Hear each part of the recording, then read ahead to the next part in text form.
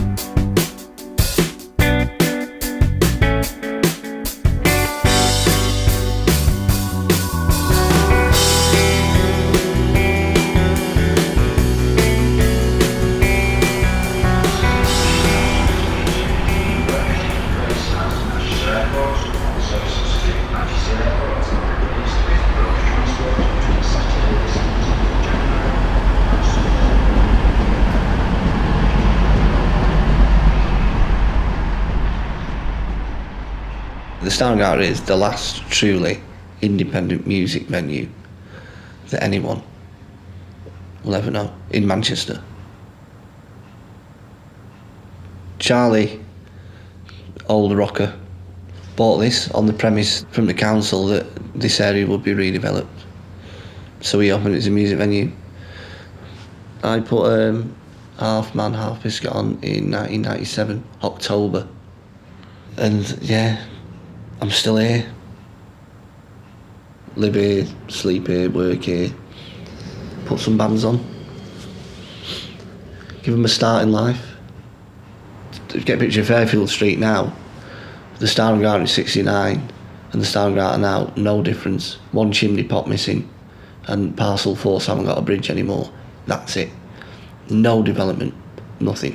So you got effectively Mayfield Station, closed since 87, unused, promised redevelopment for years, never happened.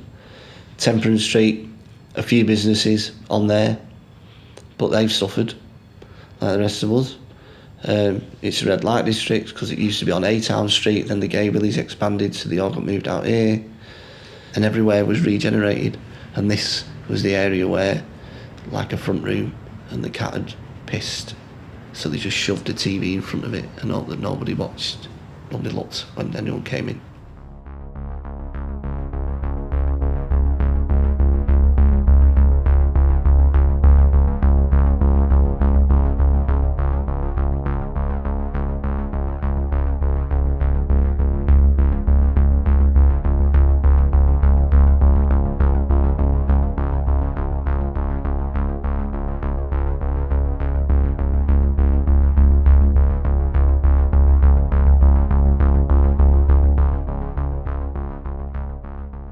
Northern Hub will take 3 years to build. During that time there'll be no access to the building, so we have to close. I'll have to move out. The place will become a shell again. So we either sell or we're subject to a compulsory purchase order. Network Rail have said they won't demolish the place. They'll seal it up and return it to the open market once the development's finished. So effectively what you have is the Star and Garter sat between two major developments, two huge brand new things. So the value of the building will just treble, quadruple in the time when it's closed. Take me out tonight, where there's music and there's people and the young and the light. Driving in your car, I never want to go home, because I haven't got one anymore. I've met partners here before now. I've met some of my best friends here that are still my best friends. It feels like a sanctuary whenever I'm down. I know that I can come here and there'll always be somewhere that I feel that I'm familiar, somewhere that I belong. It's not just about this place, it's about a lot of places that are so similar, losing their identity and going. And it's going to be such a shame to go, because everything's become so impersonal. And what I like about this place is the contact, the human interaction and talking to people. It's really, really important. And if a double-decker bus crashes into us, to die by your side. Well done, audience, well done. All right. Tonight is a gathering of Morrissey fans from all over the world, from Los Angeles, Germany, the Netherlands, everywhere, to celebrate Morrissey. It's a huge celebration of Morrissey. The Star and Garter it's not intimidating, which I think is really fundamental. It's dark, it's dingy, it's comfortable, for anyone, 40-somethings, 50-somethings, 19-year-olds, whatever. We can all come here and feel, very relaxed and fine, which is not really something you can do if you're going to, a very shiny all bar one. We need this place to stay open. I mean, it's desperate. It's not just a beautiful building on the outside. It's a very spiritual, very special place for Smiths and Morrissey fans, and we need it to be a light that never goes out.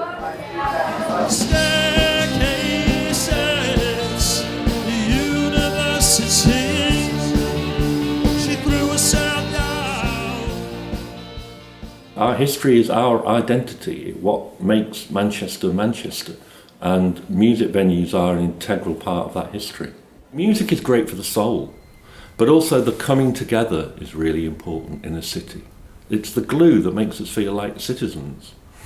And also they're places where creativity happens. They're places where musicians perform, they learn their trade, and Manchester has an amazing music history. Joy Division, The Smiths, New Order, Oasis.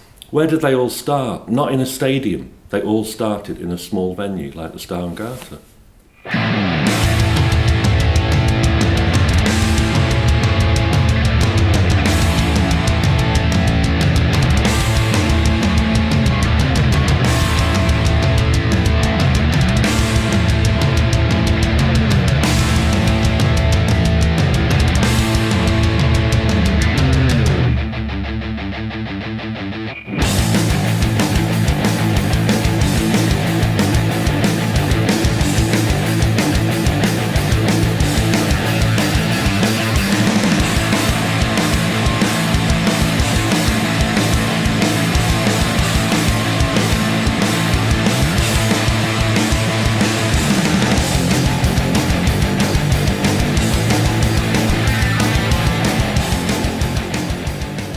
The Star and Garter in Manchester is the punk scene. End of. It is the punk scene in Manchester. All bands want to play the Star and Garter.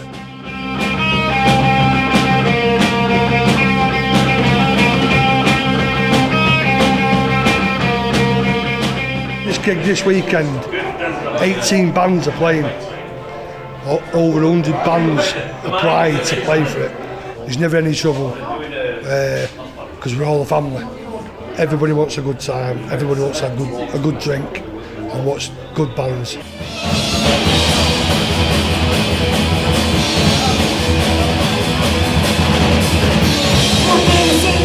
Star and Garter's like a rock and roll institution, really. Gave us many a good gig. A lot of young up and coming bands.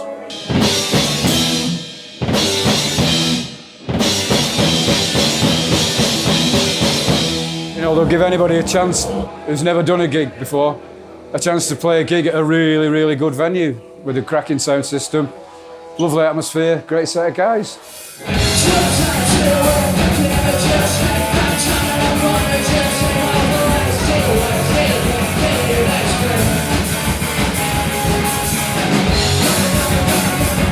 get out,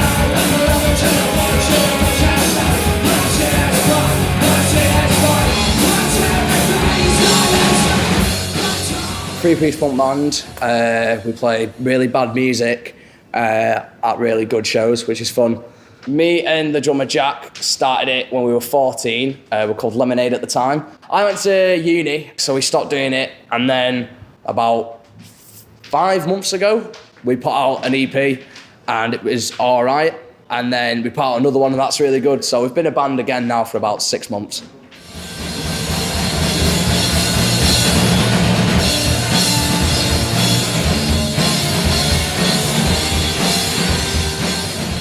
Coming here at 16 when we came to our first show here, and we'd never been to a proper DIY punk show, it was exactly like you see in like the 80s and stuff when you watch videos like The Descendants, there's just people going crazy. It feels more like you're playing a proper show rather than you just playing a few songs and no one really cares. I feel like people that like come to shows here care.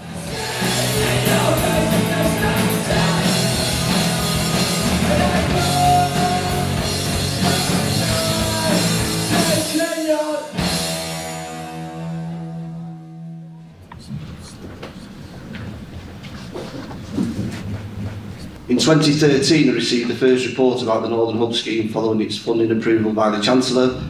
There were 3 options, one of which included the demolition of the Star and Garter, and 2 which retained the building but effectively hid it even further behind Piccadilly Railway Station. Despite Network Rail's original environmental report recommending that relocation should be considered, during the course of both meetings with LCR and Network Rail, we also inquired about retaining the building and being compensated for the time closed and loss of business, or for London and Continental and Network Rail to buy the building and rent it back to us until construction of the Northern Hub began, but both inquiries were refused. The Star and Garter is in short in the way of 2 developments which will force it to close before it is sold at a profit, and ceases being one of the few remaining 200 capacity small venues in Manchester which supports local and national causes. The issue about the potential relocation of the business, I mean, that is referred to in Mr. Martin's statement as being mentioned in some early documentation from Network Rail.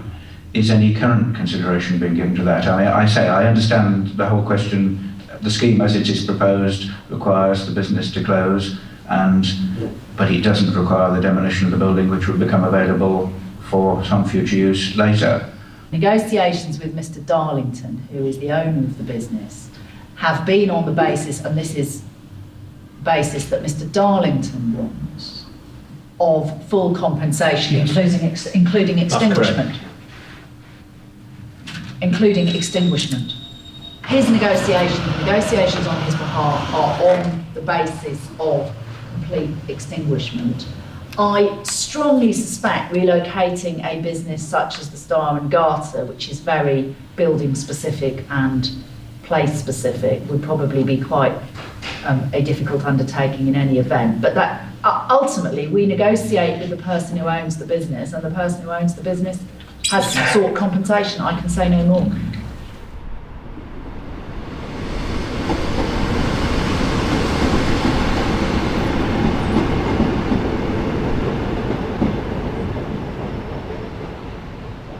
Cities around the world that are creative, and I'm not just talking about Manchester, but I'm talking about places like New York and Berlin and all those kind of places. There's pressure on venues and on other small-scale cultural places and spaces. There's always pressure from big business moving in, wanting to build a giant hotel, wanting to build a retail shopping mall, wanting to extend this, extend that. Always just about money. And the culture and the depth and the soul of a city can disappear just with somebody making the wrong decision about planning, just with somebody coming in and sending in the builders to demolish something. It can change the whole fabric of the city to its detriment.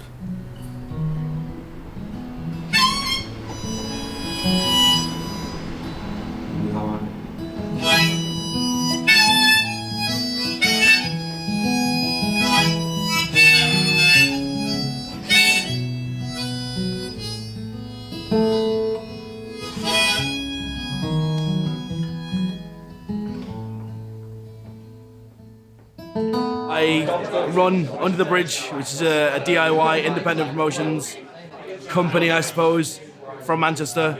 We put on punk rock and acoustic shows, and I really enjoy doing it. Give up your stories, come shed us some light for the cold and the dark these nights. Everyone seems really happy, everyone seems really involved, there's a nice intimate atmosphere, and you don't get that anywhere else. That's why I love the Star and Garter, and that's why I continue to use it. I'm opening old wounds just for the sake of it. I'm scratching my insides, and I'm scared of what I'm setting myself up to find. Sadly, in some places, there's pay to play. You have to pay a certain amount to the promoter to be allowed to play the show. And then the whole point is that you make that money back by selling tickets. But then for a band that's just starting out with no material available, they're only getting booked on the strength of how much their friends care about what they're doing. Whereas I've found in more independent venues like this, or promoters that use venues like this, it's much more come along and play. If there's people here, there's people here.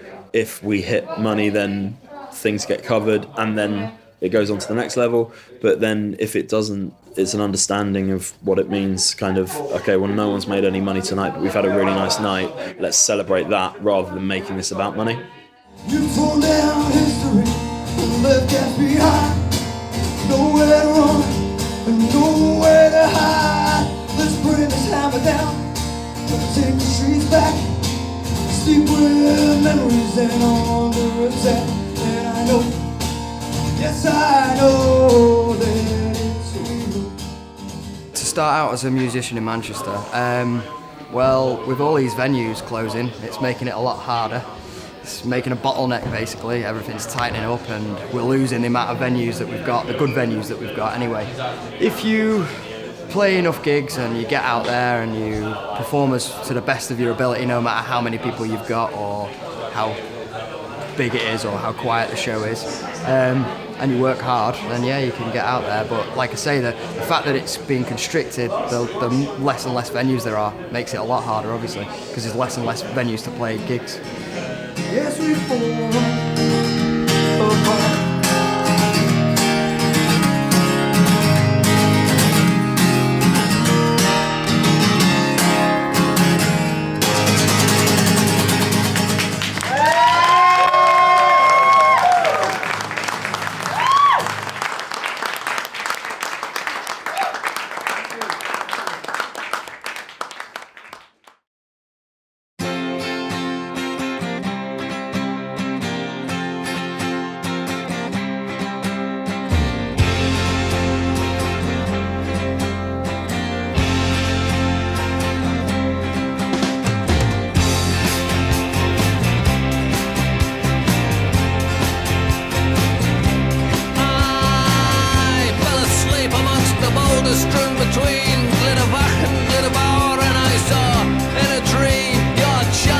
Associates in a stretch limousine, they were plunging headlong into a ravine, and your evening of swing had been cancelled. Your evening of swing had been cancelled. Your evening of swing had been cancelled. Your evening of swing.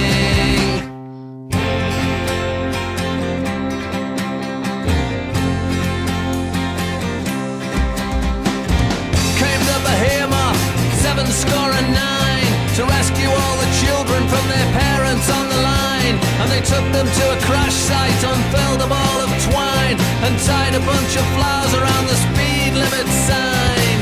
No more the multiplex stood in its stead.